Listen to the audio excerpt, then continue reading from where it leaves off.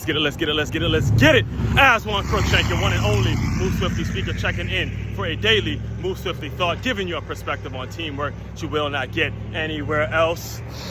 Part one of a two-part series, guys. Part one of a two-part series in which I'm stating this boldly and unapologetically, I am pro-life. I am against 1,000% against abortion, 1,000% for there being a need for the government to get involved in regards to what's allowed when it comes to the decision to get rid of your child and get rid of your baby and pretty much kill your baby.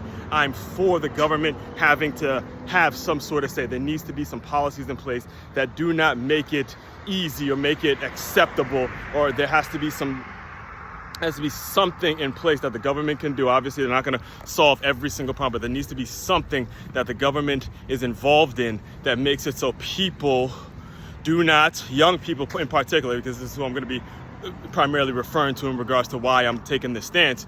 Young people have to go through a great deal of rules, great deal of hoops per se, to be able to actually find a doctor to perform the abortion, and the people that are doing it illegally and all that, there's some serious consequences. There needs to be something in place. Let me tell you why I take this stance. Now, because I have a ton of things to say about this particular issue, I have got to make this a two-part series. So this is part one, and I'm going to give it to you from the male's perspective, because I have a ton of stories in regards to why I believe in it coming from the female's perspective. But from the male's perspective, I could speak to it very, very directly as well, because growing up, I had to, outside of football and all the football stuff that I was involved in from 7 to 22, again, football, I've said it on multiple occasions, playing for the specific football programs that I played for, playing for the coaches that I've played for, they really had their hand on my mindset, my life, in terms of just making the right decisions, making smart decisions. You mix that with being raised in a two-parent household with an older sister that was very much, about getting her little brother involved in all sorts of things, and, having me around ladies as they were growing up and thinking and just seeing that side of life in so many different ways. Yes, I was very fortunate and very blessed to have been around that, and that really taught me a lot.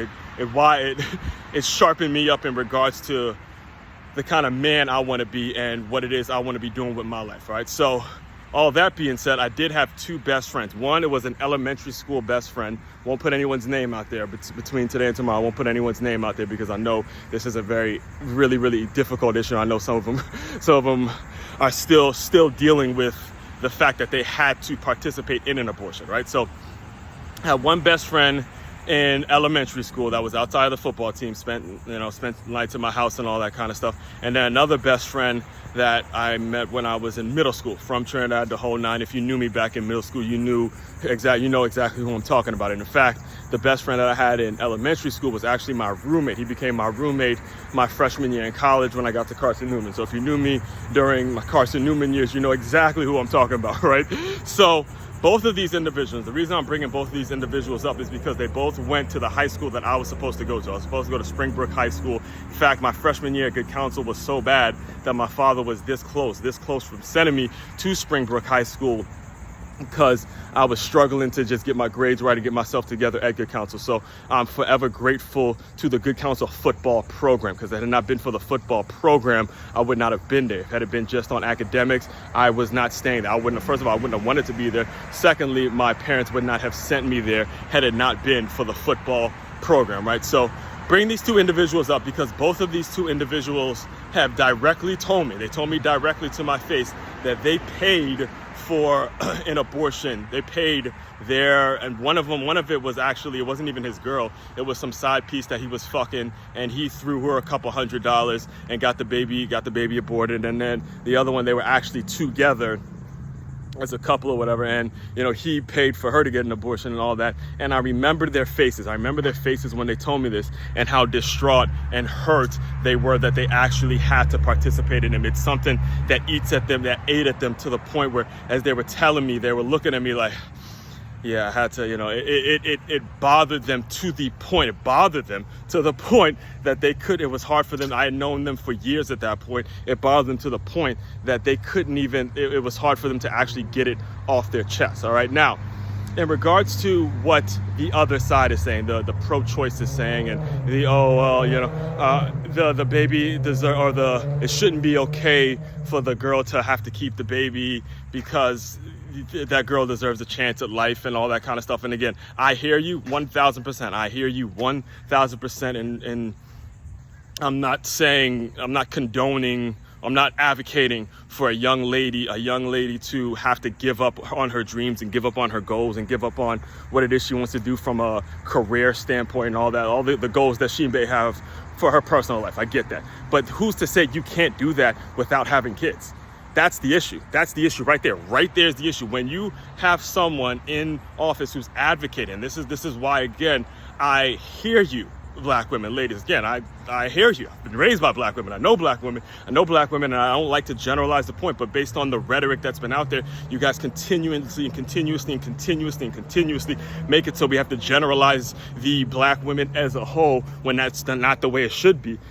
But at the same time, there's no reason why you can't have a child and still achieve some great things in your life and do some awesome, make some awesome, create some awesome accomplishments in your life and do some things in your life that are going to be noteworthy. You don't have to give up on your own life because you have a kid. And this is what our presidential candidate is advocating for, because she's not a mother herself. She's a stepmom. That is not something that we should be aspiring to be.